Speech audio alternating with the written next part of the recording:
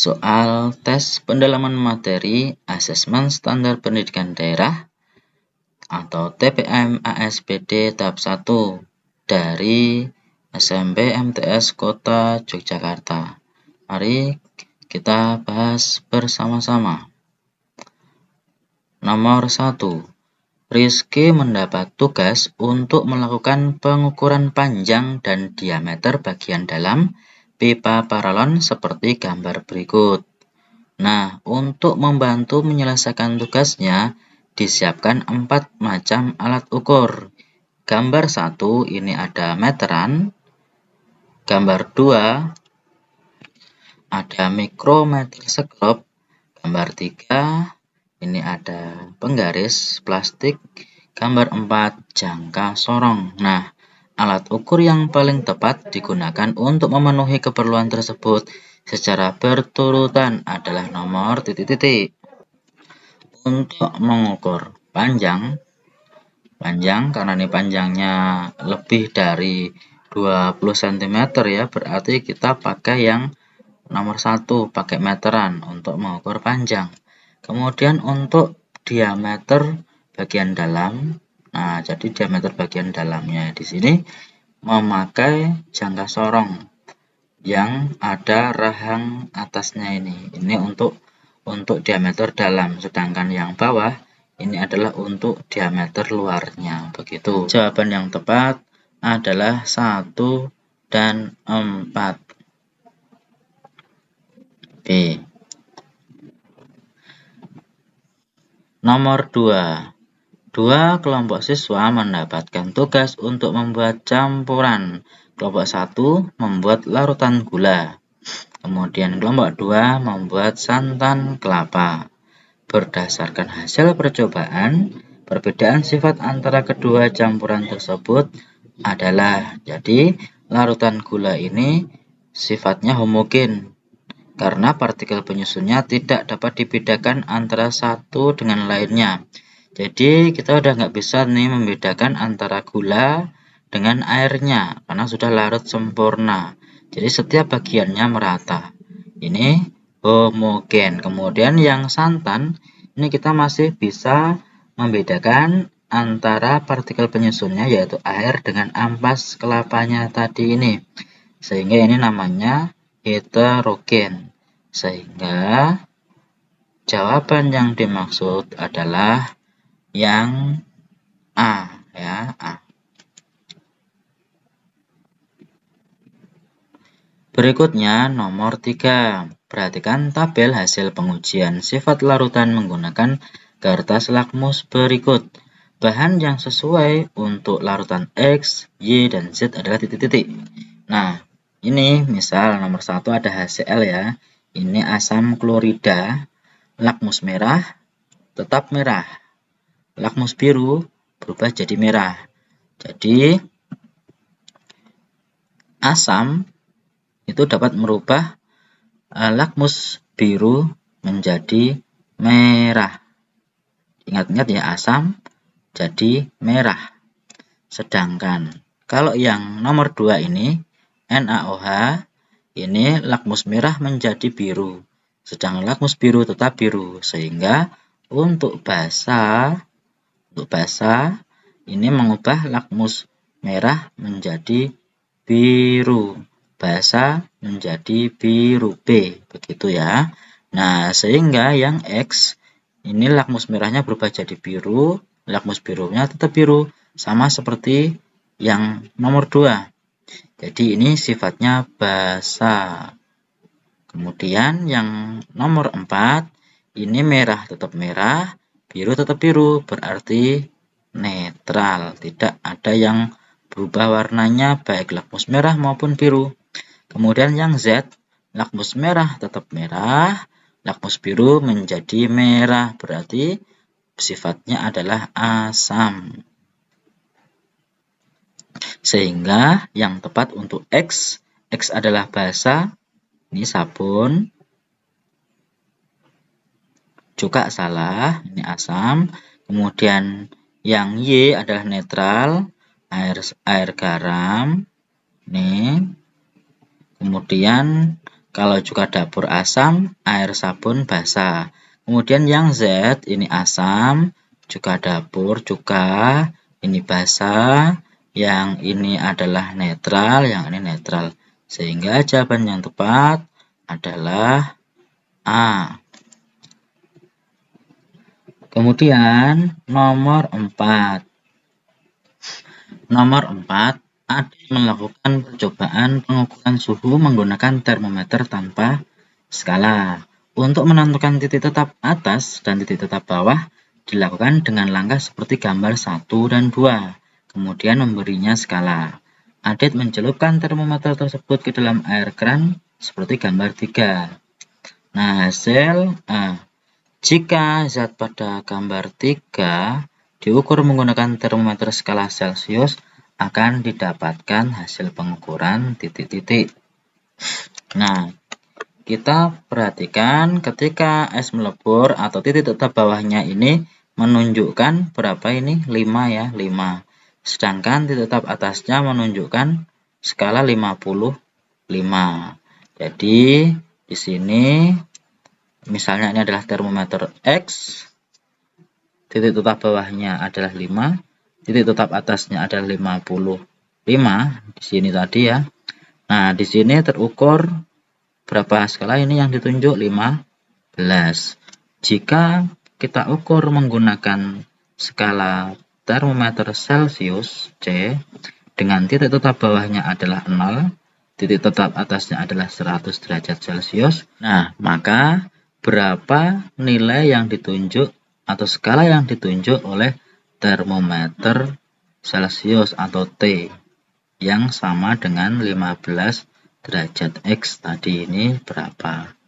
Caranya adalah kita bisa menghitung skala yang ditunjuk oleh termometer X 15 dikurangi dengan titik tetap bawahnya dibandingkan dengan titik tetap atasnya dikurangi dengan titik tetap bawahnya, itu akan menunjukkan sama dengan skala yang ditunjuk oleh termometer Celcius yaitu T dikurangi titik tetap bawahnya per titik tetap atasnya dikurangi titik tetap bawahnya. Sehingga diperoleh 15 dikurangi 5 sama dengan 10 per 55 dikurangi 5 sama dengan 50 sama dengan T per 100. Maka T sama dengan 10 kali 100. 1000 dibagi 50. Maka T-nya sama dengan, dicoret ini 20. Jawabannya adalah 20. Nah, tapi kalau pengen cepat gampang ini. Jadi, ini skalanya, jumlah skalanya adalah berapa? 50 ya. 55 dikurangi 5 sama dengan 50.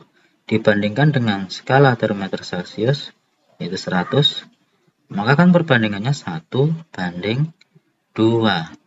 Sehingga kalau ditanya Celciusnya berapa, maka T sama dengan T Celcius sama dengan miliknya Celcius yaitu 2 per miliknya X yaitu 1 yang di bawah dikali dengan skala yang ditunjuk oleh X 15 lalu dikurangi dulu dengan titik tetap bawahnya karena sekian ini berapa sama dengan sekian ini berapa. Hasilnya sama dengan 2 dikali 10. Sama ya, jawabannya 20.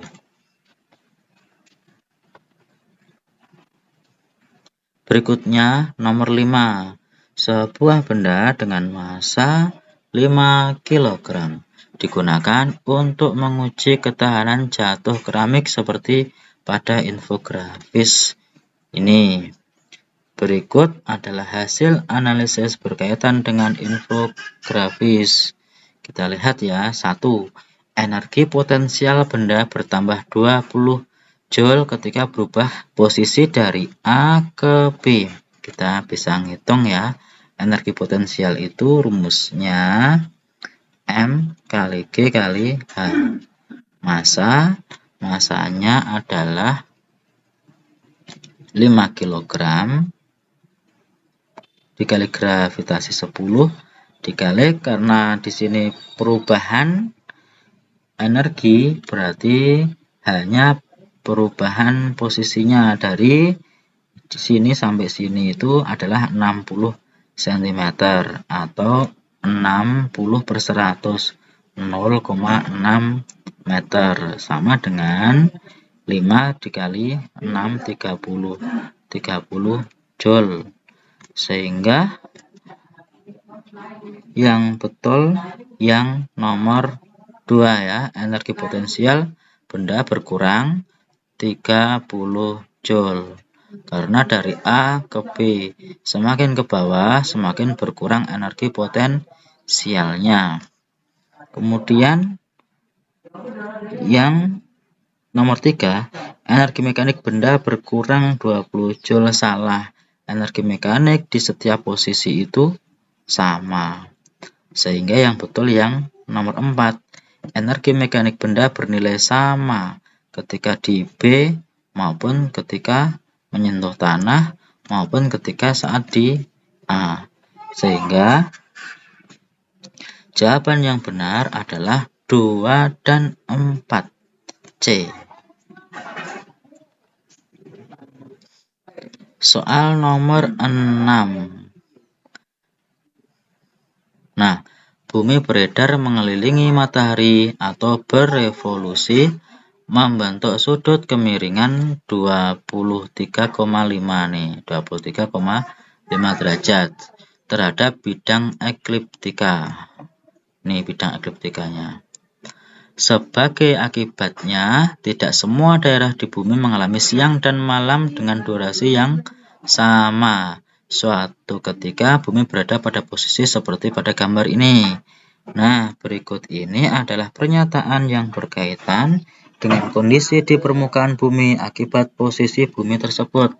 Kita lihat yang mana yang benar. Nomor 1, matahari terbit lebih cepat dan tenggelam lebih lambat.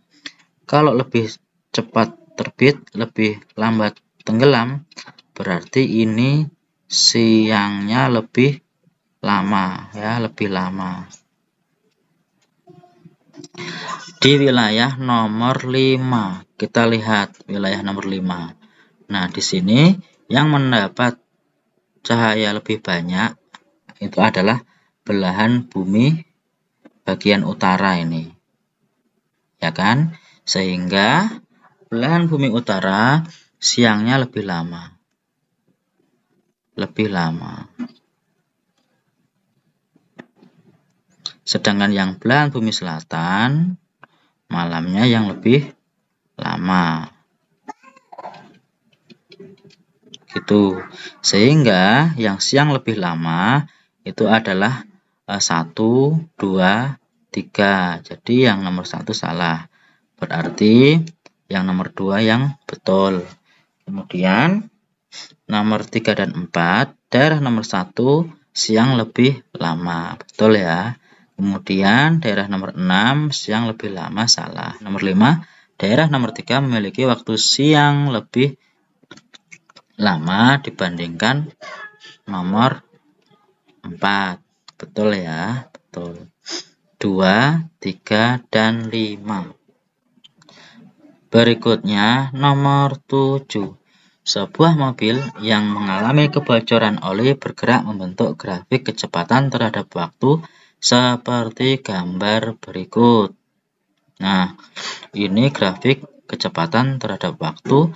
Kalau gambarnya adalah grafiknya mendatar, berarti ini geraknya GLB.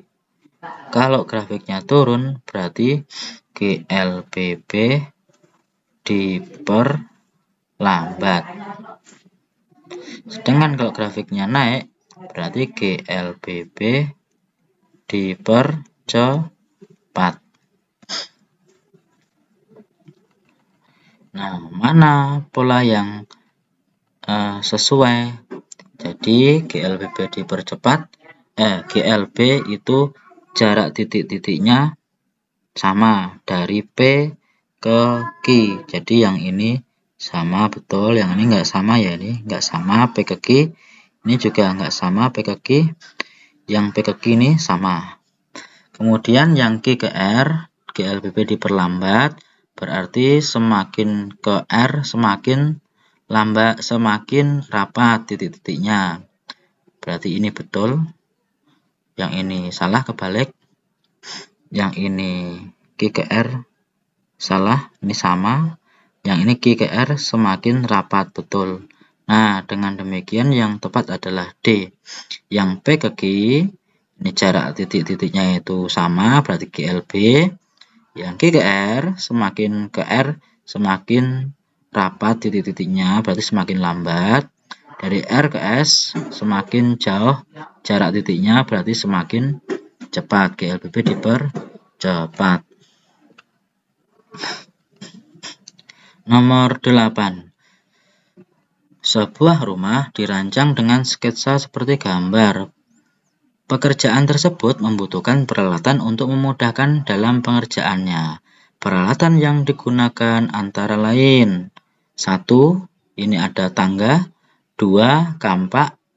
Yang gambar 3. Sekop. Gambar 4. Katrol. Gambar 5. Pisau. Gambar 6. Palu pencabut paku. Nah, pertanyaannya adalah peralatan yang menerapkan prinsip bidang miring ditunjukkan oleh nomor bidang miring. Jadi yang gambar 1 bidang miring, gambar 2 juga bidang miring, gambar 5 bidang miring. Sedangkan gambar 3 ini adalah tuas atau pengungkit. Tuas jenis ke, titik tumpunya di sini. Ini titik kuasanya di tengah. Kalau kuasanya di tengah berarti tuas jenis ketiga. Kemudian kalau gambar 4 ini katrol. Gambar 6 ini adalah tuas. Titik tumpunya di tengah, bebannya di sini, kuasanya di sini. Berarti tuas jenis pertama. Jadi jawaban yang betul adalah 1, 2, dan 5. Nah, jawabannya A. Nomor 9. 4 buah box berbentuk balok memiliki ukuran yang berbeda-beda diletakkan di atas conveyor belt atau sabuk berjalan. Masing-masing box memiliki massa yang sama. Berdasarkan letak box tekanan terbesar dan terkecil yang dialami conveyor belt berturut-turut ditunjukkan oleh titik-titik. Tekanan zat padat P sama dengan F per A. Karena masanya sama, memiliki gaya yang sama untuk menekan ke bawah. Gayanya sama. Berarti karena rumusnya itu seperti ini, P di sana, A di sini, berarti berbanding terbalik. Kalau tekanannya besar, ininya besar, berarti yang A itu adalah luas bidang tekan bagian bawah ya, luas alasnya itu yang kecil. Ini besar, maka ininya kecil. Berarti dilihat mana yang luas alasnya paling kecil. Kita bisa menghitung luas alas sama dengan panjang dikali lebar. Yang gambar A, box A, panjang 50, lebarnya 20. 50 kali 20 sama dengan 1000. Yang A 1000. Yang B panjangnya 30, lebarnya 10, 300. Kemudian yang C panjangnya 30, lebarnya 30, 900. Kemudian yang D panjangnya 50, lebarnya 10, 500. Sehingga yang tekanan terbesar yang dimiliki oleh yang luas alasnya terkecil. Jadi yang box B. Box B. Kemudian yang tekanannya terkecil dialami oleh box yang luas alasnya terbesar, yaitu yang A. Nah, sehingga jawabannya adalah B. Selanjutnya nomor 10.